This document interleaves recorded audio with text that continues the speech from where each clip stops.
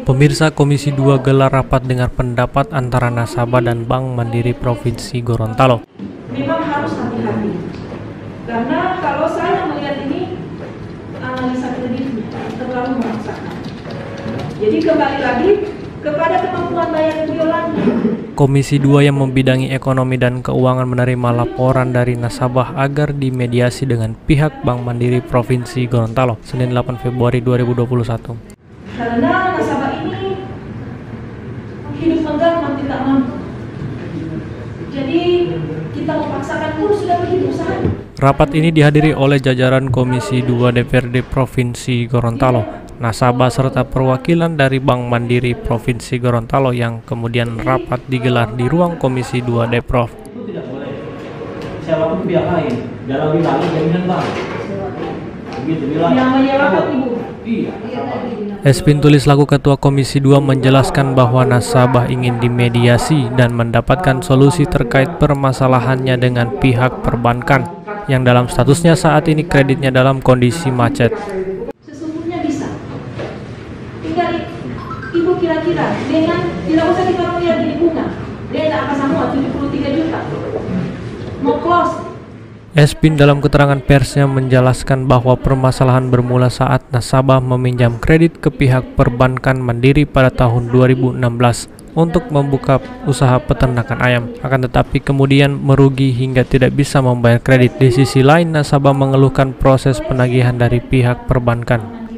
Komisi 2 menerima surat masuk nasabah Bank Mandiri terkait dengan pinjaman atau kredit di Bank Mandiri tersebut.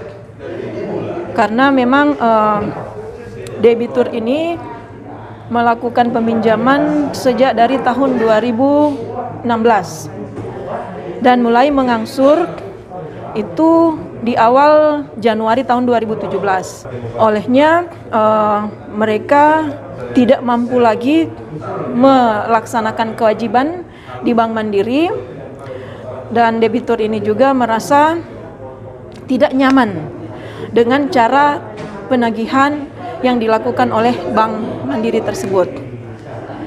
Olehnya rapat dengar pendapat kami laksanakan pada siang ini untuk meminta keterangan terkait dengan kronologis pinjaman atau kredit yang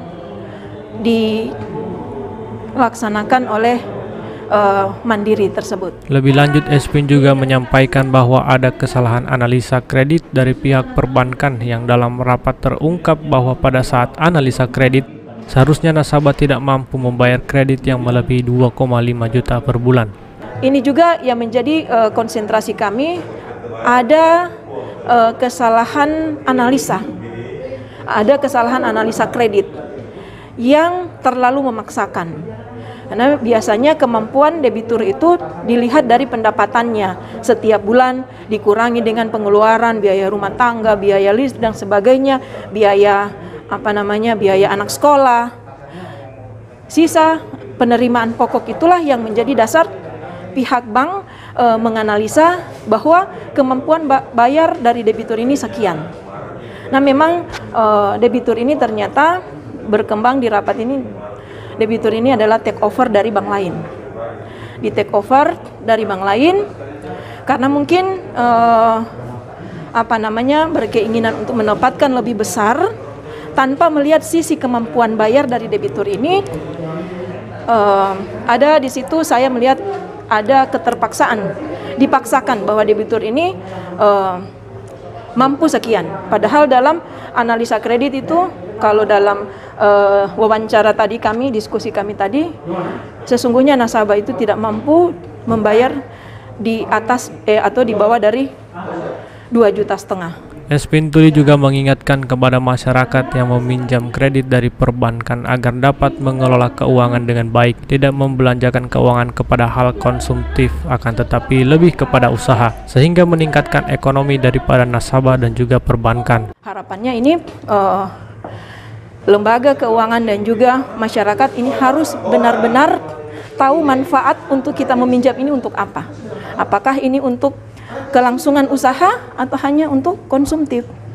Jadi ini juga harus poin penting yang harus diketahui. Selanjutnya, Espin menyampaikan kesimpulan dari rapat tersebut agar nasabah tetap membayar kreditnya, akan tetapi juga bermohon agar pihak perbankan dapat mengurangi total kreditnya sehingga nasabah dapat membayar sesuai kemampuannya. Hal tersebut mengingat nasabah saat ini tidak memiliki usaha dan hanya bekerja sebagai petugas kebersihan. Diskusi kami tadi telah melahirkan satu kesimpulan.